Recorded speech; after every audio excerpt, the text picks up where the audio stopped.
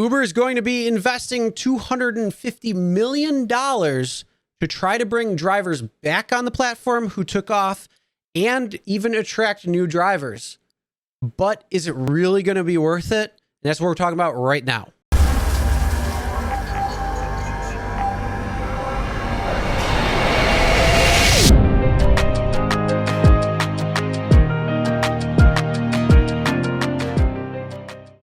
Hey everyone, my name is Chris and this is Real Rideshare Stories. And you may have heard that Uber and Lyft are scrambling to try to bring drivers back onto the platform who have taken time off because of the pandemic, who are going on different ventures, whether that is out of the gig economy entirely, whether that is into different companies like food delivery or Amazon Flex or whatever it might be, but they're not coming back to rideshare like the ride requests are coming in. So it's coming down to basic supply and demand, which is going to create a driver shortage. So Uber decided to make a $250 million driver stimulus to try to bring drivers back on the platform or to attract new drivers. And they're starting already. So if you've been offline for quite a while, you might have seen some of these promotions come in. And it's basically coming down to supply and demand.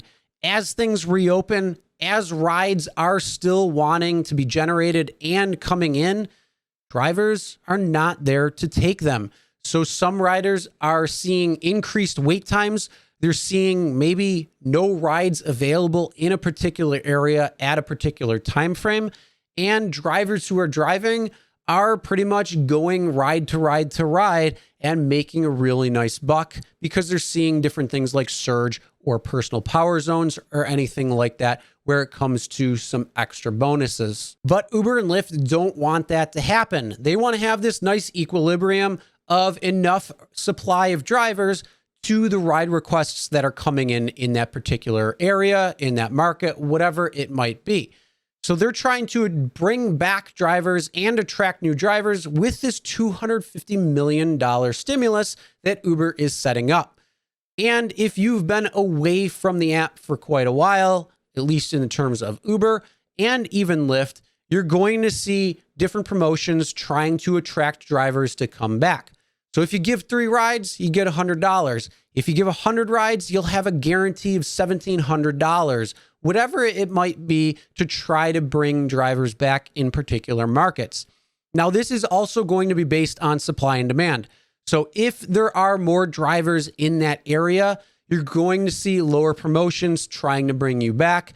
But if there's a huge disparity between the supply of drivers and the amount of rides that are coming into the market, that is going to shoot up how much promotions you're going to see in a given market to try to entice those drivers to come back because basically Uber and Lyft are desperate for drivers. But the big question remains, is this actually worth it to try to bring back drivers, or is this just kind of making it look like it's really big on the front end? And that's because it's earning guarantees for the most part. So a lot of drivers are going to see earning guarantees versus bonuses, which pay out on top of whatever you're getting paid. So earnings guarantees work that if you hit a certain amount of rides, you're guaranteed to earn X amount of dollars.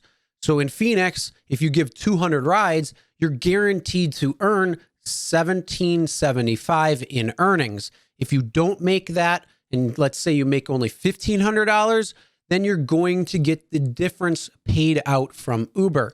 But if you make more than that, well, that doesn't matter. You're not going to make anything more. But bonuses is where it's really at, because bonuses are whatever extra you're making. So that means if you give 3 rides, get an extra $100. So whatever you're getting paid for that 3 rides plus the 100. And then also you give 20 rides, you might see an extra $400. So there's a lot of different things that Uber and Lyft are actually trying to do to entice drivers back.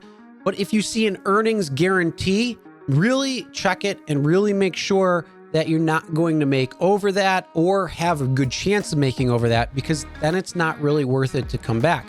But on the other end, drivers who are driving right now, you're going to be making a lot of money and you're going to be enjoying a lot of the perks that there are not a lot of drivers out on the road. So there are a lot of good benefits to being a driver out there currently versus sitting back and waiting. Now, I want to hear what your thoughts are and what would be the price to bring you back to drive again, if you would even want to come back at all. Comment below, let me know. All right, that's the end of the video. Make sure you hit that subscribe button and ring the bell for notifications so you'll be notified every time a new video is uploaded. And as always, never drink and drive. Always tip your drivers, your delivery drivers, and your shoppers. And we'll see you next time.